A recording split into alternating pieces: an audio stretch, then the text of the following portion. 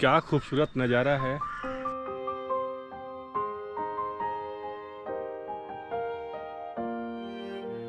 ये माँ का मंदिर है, माँ की मूर्ति है और यहाँ से मुंशियारी मार्केट से मात्र 5 से 10 मिनट के रास्ते में ये अवेलेबल है मंदिर। और ये व्यू मंदिर से आता है। तो उसी हेलीपैड से यात्रा करते हैं जो आपको सामने दिख रहा होगा ना, पकड़ा है सामने पंचाचूली पर्वत है। पहाड़ों पे एंजॉय का मजा अलग ही है। और मुझे चूल्हा लगाया है हमने, ये लकड़ियाँ हैं और अभी इसको जलाएंगे। और कहता है कि इस वन भूमि के पेड़ों को काटने, आग लगाने व पॉलिथीन फेंकने पर माँ कोट गाड़ी देवी आपको और आपके परिवार को कठोर दंड देंगी। अब कितनी ऊंची बर्फ जमती है यहाँ पे, इतनी ऊंची तक जम जाती है बहुत। फिर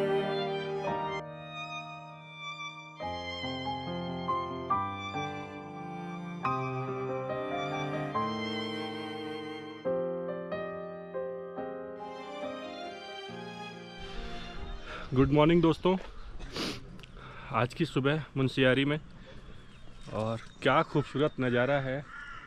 आज थोड़ा सा देर हो गया सोकर उठने में क्योंकि कल की थोड़ी ट्रैकिंग हुई थी, थकावट भी थी, तो थोड़ा सा आज रेस्ट के मूड में थे।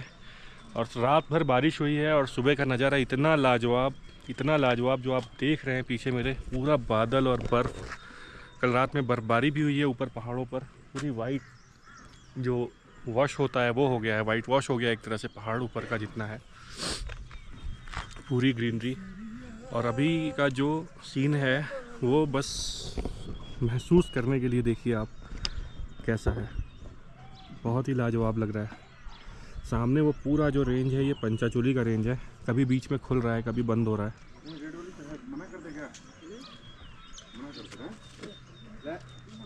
बट आप नज़ारे देखिए कितने लाजवाब हैं। और यही होता है जब आप पहाड़ों पे होते हैं, आपको पता भी नहीं चलता कि कितने पल में कितनी तरह की सीनरी आपको देखने को, कितनी तरह की खूबसूरती आपको देखने को मिलती रहती है, जैसे हम अभी देख पा रहे हैं यहाँ पर। पहाड़ों पर होने में जो मुख्य आपको नाश्ता और खाना मिलता है वो पराठे और मैगी और चाय, इस कॉम्बिनेशन की कोई बराबरी नहीं कर सकता। आलू के प्याज के पराठे, पनीर के पराठे और उसके साथ मैगी ले लीजिए, चाय ले लीजिए, जैसे हमने अभी ये कॉम्बिनेशन लिया है। और इस व्यू के साथ जब आप खाने को खाते हैं तो आनंद दुगना हो जाता है। तो हवा मार के पत्ता झोंक दे रहे थे, मजे से हवा मार के झोंक दे रहे थे। दोस्तों वहाँ पे सामने आपको हेलीपैड दिख रहा होगा। हाँ, हमको भी लगा कि हेलीपैड ही है। हेलीपैड ही है वो, और एक मोड ऑफ ट्रांसपोर्टेशन यहाँ का एक ये भी है हेलीपैड। और ये बहुत ही इम्पोर्टेंट है यहाँ के लोगों के लिए, क्योंकि अभी मैंने देखा जहाँ पे मैं रुका हूँ वो लोग भी जो अपना यहाँ से हल्द्वानी जाने का सफ़र है वो यहाँ के लोकल लोग भी करते हैं हेलीकॉप्टर से ही। तो उसी हेलीपैड से यात्रा करते हैं जो आपको सामने दिख रहा होगा। इसका जो किराया है वो 3500 रुपये पर पर्सन के हिसाब से है, वन साइड का, हल्द्वानी से मुंशियारी तक का। और 45 मिनट के अंदर ये दूरी तय हो जाती है। जबकि आप अगर ऐसे आते हैं गाड़ियों से तो 12 से 13 घंटे का सफ़र होता है और 1000-1200 के आसपास अपना 4 व्हीलर का किराया लगता है। या फिर आप बाइक से आते हैं तो अलग ही बात है, वो तो दूसरा ही मोड हो गया। बट इस हेलीकॉप्टर का जो किराया है वो 3500 रुपये पर पर्सन का, वन साइड का है, तो बहुत महंगा भी नहीं है।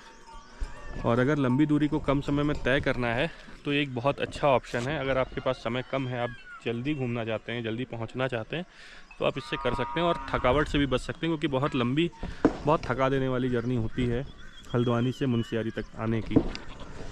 तो ये एक बहुत अच्छा ऑप्शन है मैंने जो आपको बताया। और इसकी बुकिंग जो होती है वो ऑनलाइन होती है वेबसाइट से। आप डालेंगे मुंशियारी हेलीकॉप्टर तो वहाँ पे आपको एक लिंक मिलेगा, उस लिंक पे जाकर के आप बुकिंग कर सकते हैं। तो दोस्तों हमें अभी मुंशियारी के माँ गायत्री मंदिर में, जो मंदिर शांति कुंज हरिद्वार में है, वही मंदिर यहाँ पे भी है, वही आश्रम वहाँ है, वही आश्रम यहाँ पे भी है। बस ये है कि वो हेड ऑफिस है, जो मेन ऑफिस है वो है। और यहाँ पे उसका जो एक ध्यान केंद्र और साधना केंद्र बनाया गया है वो मुंशियारी में बनाया गया है। तो आप यहाँ पे आएँ तो आप माँ गायत्री के मंदिर में दर्शन भी कर सकते हैं। कुछ देर बैठ करके मेडिटेशन, ध्यान, योग, साधना जो भी आप करना चाहें यहाँ पे कुछ समय देकर यहाँ पे ज़रूर कर सकते हैं। और मैं आपको मुख्य मंदिर के दर्शन भी करा देता हूँ। देखिए ये माँ का मंदिर है, माँ की मूर्ति है। और यहाँ से मुंशियारी मार्केट के मात्र 5 से 10 मिनट के रास्ते में ये अवेलेबल है मंदिर। ये व्यू मंदिर से आता है।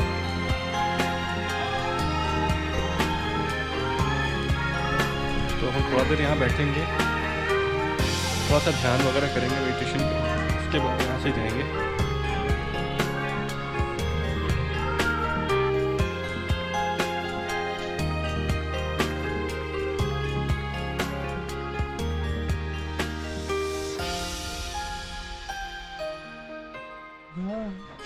अभी पीछे से निकलकर शांति कुंज का जो आश्रम है यहाँ पे गायत्री परिवार का, वहाँ से निकलकर ये महसूस हो रहा है दोस्तों कि ये जगह कितनी ज़्यादा इम्पॉर्टेंट है और कितनी ज़्यादा स्पिरिचुअली हाई है, बहुत पॉजिटिव है। क्योंकि ध्यान, योग, साधना की जो केंद्र होते हैं ऐसी जगहों पर उनकी एनर्जी वाकई में प्रकृति के पास होने के साथ साथ बहुत ऊंची हो जाती है।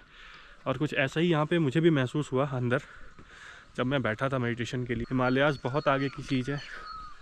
जितना आप नज़दीक जाते जाएंगे हिमालय के, उतनी आपकी एनर्जी लेवल आपको महसूस होती जाएगी बढ़ती हुई पॉजिटिव दिशा में। और ये आपको पता चलता है कि पहाड़ों पे ऐसा क्या है जो हमें प्लेन्स में नहीं मिल पाता, जो हमें और जगह नहीं मिल पाता है। तो हिमालय सिर्फ़ और सिर्फ पिकनिक का स्पॉट नहीं है, बल्कि आध्यात्मिक चेतना, आध्यात्मिक ऊर्जा को बढ़ाने का एक केंद्र है, एक स्रोत है। चाहे आप 4 धाम उत्तराखंड की यात्रा करें या फिर हिमाचल की यात्रा करें, जब आप छोटे पहाड़ों से निकलकर गहरी पहाड़ों में जाते हैं, ऊपर की पहाड़ों में जाते हैं, तो आपको स्पिरिचुअलिटी का एहसास बढ़ता ही चला जाता है। क्योंकि इन्हीं पहाड़ों में रहकर पता नहीं कितने ऋषि मुनियों ने, कितने तपस्वियों ने अपना जीवन साधना में बिताया भगवत प्राप्ति के लिए, आध्यात्मिक चेतना को, धर्म को और मजबूत करने के लिए, और अपने आप को और आगे की यात्रा पे, जीवन की यात्रा में आगे की ओर ले जाने के लिए। तो पहाड़ सिर्फ़ और सिर्फ घूमने का जगह नहीं है दोस्तों, उससे बहुत ही आगे की चीज़ है।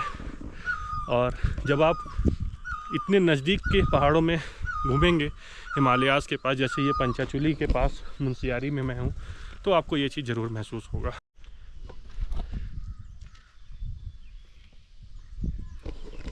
दोस्तों यहाँ पे लिखा हुआ है कि इस वन भूमि के पेड़ों को काटने, आग लगाने व पॉलीथीन फेंकने पर माँ कोटगाड़ी देवी आपको और आपके परिवार को कठोर दंड देंगी, अतः इसकी रक्षा करें।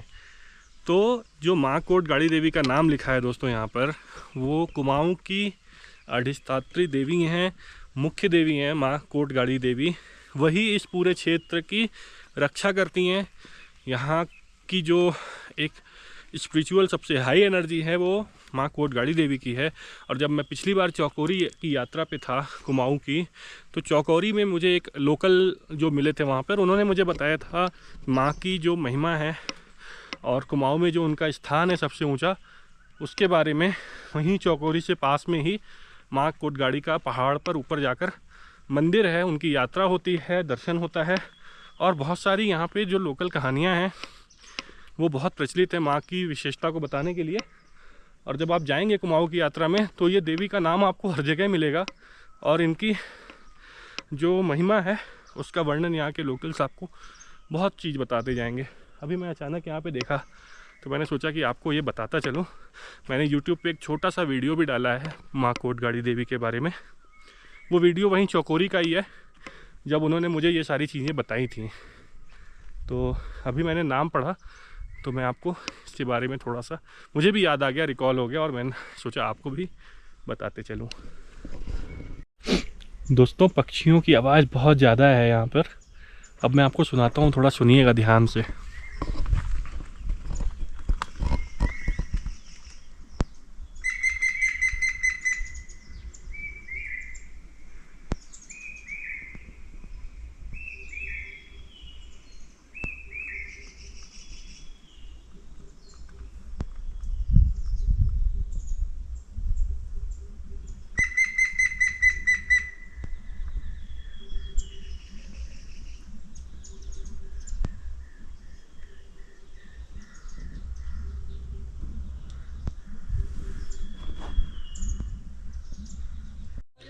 दोस्तों देखिए यहाँ पे छोटा सा खेत है पीछे, और यहाँ पे आलू की खेती होने जा रही है। बहुत पहले से बहुत काम यहाँ पे चल रहा था, सुबह से ही। देखिए खेत पूरा ये कोड़ दिया गया है,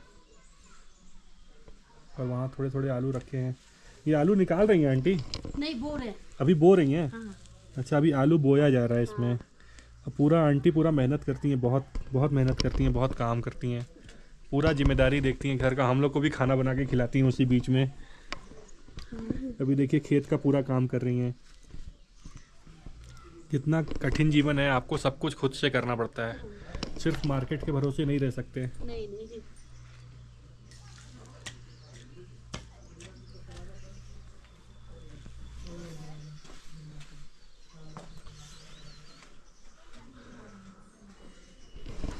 ऐसा है पहाड़ों का जीवन दोस्तों।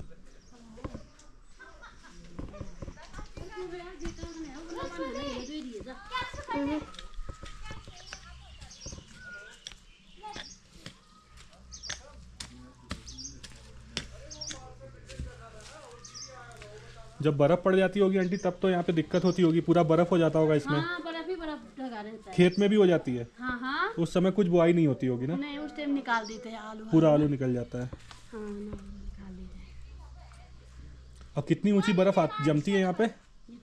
इतनी ऊंची तक जम जाती है? बाप रे बाप। फिर अपने से ही साफ होती होगी?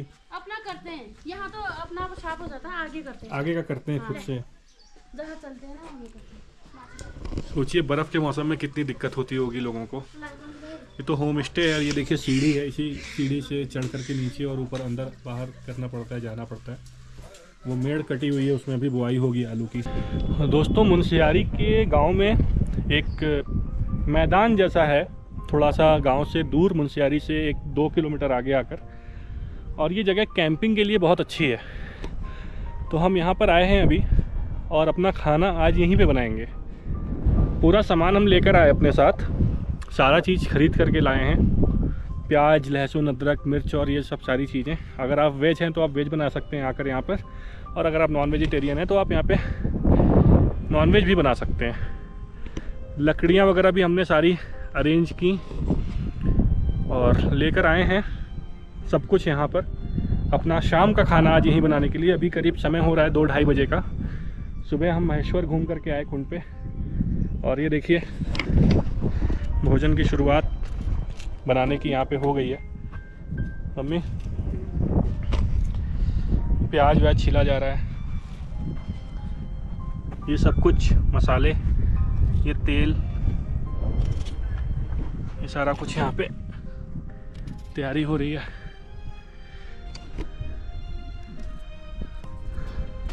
और पीछे में ये पूरा जंगल है, वो रास्ता वहाँ से आने का है। और ये आगे सामने देखिए तो पंचाचूली की पर्वत श्रृंखला है सामने, और इसके ठीक सामने बैठकर हम खाना वगैरह बना रहे हैं। चूल्हा दिखाते हैं आपको।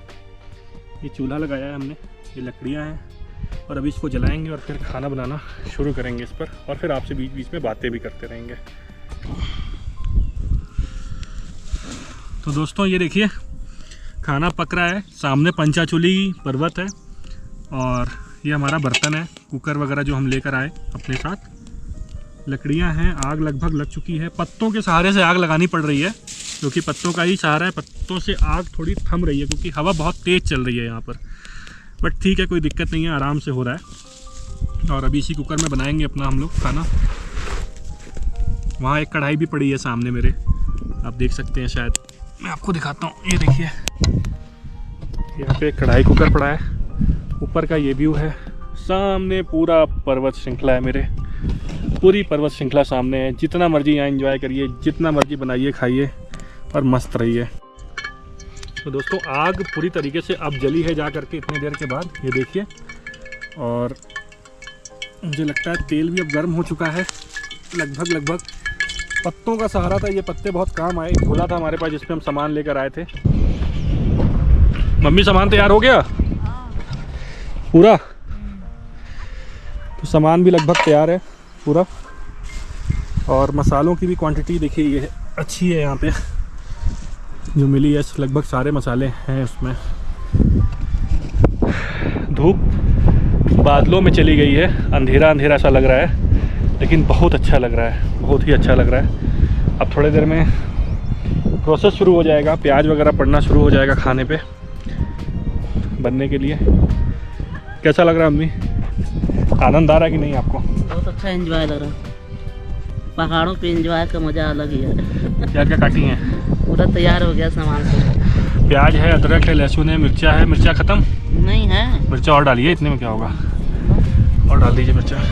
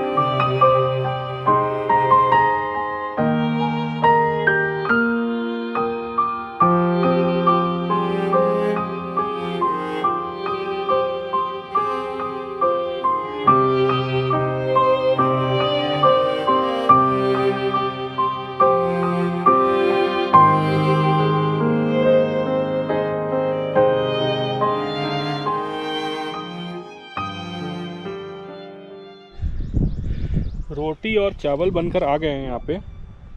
वो हमने बोल दिया था जहाँ पे हम रुके हैं होम स्टे से, वहीं से बनकर आ गया है। और बाकी जो हमारा नॉनवेज है वो देखिए अभी तैयार हो रहा है। मम्मी अभी भी लगी हुई हैं। हालांकि प्रोसेस अभी 40% हुआ है, अभी 60% काम बाकी है। लेकिन क्योंकि आग अब ठीक ठाक मिल गई है तो जल्दी से जल्दी ये भी चीज़ें पूरी हो जाएंगी। दूसरी चीज़ दोस्तों, जब आप पहाड़ों में आइए तो ऐसे अनुभव को लेना कभी भूलिए मत, क्योंकि ये वो अनुभव हैं जो आपको पूरे जीवन याद रहेंगे। जब आप लकड़ी की व्यवस्था करते हैं ना आग को जलाने के लिए, जब आप बर्तन जुटाते हैं, जब आप डिस्पोजल्स थाली खोजते हैं, मसाले खोजते हैं, और उसके बाद फिर आप वो जगह खोजते हैं जहाँ आप बना सकें, पब्लिक से, लोकल लोगों से इंटरेक्ट करते हैं, इसी बहाने से आपको बात करने का मौका मिलता है, चीज़ों को और जानने का मौका मिलता है, उस जगह के बारे में और जानने का मौका मिलता है। और ये होने के बाद फिर आप जब आते हैं, जब आप अपने खाने को बनाते हैं, जब कैंप लगाते हैं, खाना बनाने के दौरान जो चैलेंजेस आते हैं, पानी का अरेंजमेंट करना, ये सारा कुछ एक सीख है। क्योंकि हमें घरों में इतनी आसानी से सारी चीज़ें मिल जाती हैं, हम जाते हैं खरीद लेते हैं, मिल जाता है। बट पहाड़ों में या आप जब ऐसी जगह पे हैं जहाँ पे ये चीज़ आपके लिए एक चैलेंज हो, वहाँ पे इसको परफॉर्म करना वो एक यादगार लम्हा बन जाता है जीवन भर के लिए। वैसे ही एक यादगार लम्हा चल रहा है, बस कुछ काम और है वो कर लिया जाए। आग बहुत अच्छी जल रही है, 15 से 20 मिनट का काम और बचा है, उसके बाद खाने का समय हो जाएगा, इसको पक जाएगा पूरा ये खाना हमारा। अब सामने अभी सनसेट देखिए कैसे हो रहा है, धीरे धीरे पूरा शाम हो गया। आग देखिए बहुत अच्छी जल रही है, वाकई में बहुत खूबसूरत लग रहा है। ऐसे खाना पकाना, खाना एकदम बहुत, और स्वाद भी मुझे लगता है बहुत अलग होगा हर बार से, बहुत ही। दोस्तों ये जो पत्ते हैं ना इन पेड़ों से गिरे हुए, वो जो सामने पेड़ है, यही पत्ते इस पूरे आग को जलाने में सहारा बने हैं। क्योंकि लकड़ियाँ जो थी वो हल्की सी ठंडक है मौसम में, उसकी वजह से थोड़ा सा सिमसिमाहट है, तो लकड़ियाँ जितनी जलनी चाहिए उतनी नहीं जल रही हैं। एक टफनेस जो है वो है आग को जलाने में, लेकिन फिर भी इन पत्तों के सहारे पूरा आग जला है और खाना लगभग 90% तैयार है हमारा। 10 मिनट में खाना रेडी हो जाएगा। जंगलों में खाना बनाएंगे तो ये जो सूखी सूखी पत्तियां हैं ना, ये आपका बहुत सपोर्ट करने वाली हैं खाना को बनाते वक्त, आग को जलाने में। दोस्तों शाम हो गई है, उधर देखिए आप मौसम शाम का, तो ट्वाइलाइट बोलते हैं जिसको, वो ट्वाइलाइट दिख रहा है अब सामने। और जब आप मेरी तरफ देखेंगे तो आपको पता चलेगा कि जो चेहरे पे सुकून है वो खाने के बन जाने का है। खाना बन चुका है, तैयार है। वहाँ ऊपर जो खाली क्षेत्र है, मैदान है जंगल के नीचे, वहाँ पर वहीं पे बैठ के इसको खाएंगे और उसके बाद होटल वापस जाएंगे। हो गया ना, ढक दो थोड़ा देर।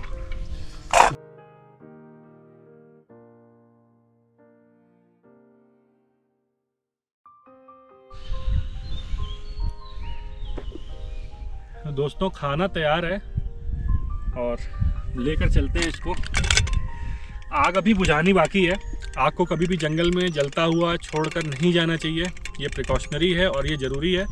जंगल की आग को बचाना चाहिए, जितना हो सके अपने से उतना करना चाहिए। इस आग को अभी हम आकर बुझाएंगे, क्योंकि अभी पानी हमारे पास है।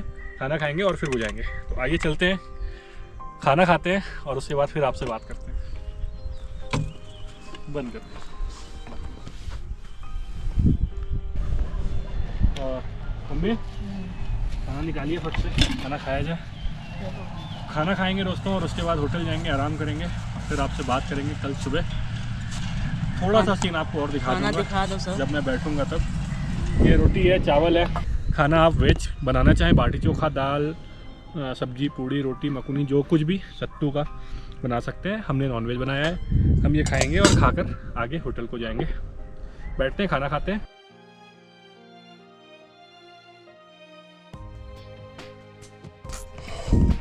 खाना बहुत ही स्वादिष्ट बना है। खाना खा रहे हैं हम लोग। लगभग अंधेरा होने वाला है, शाम हो गई है। ये जो आनंद था खाना पीना बनाना और यहाँ बैठकर खाने का, वो अब ख़त्म है, लेकिन यादें रहेंगी, हमेशा रहेंगी।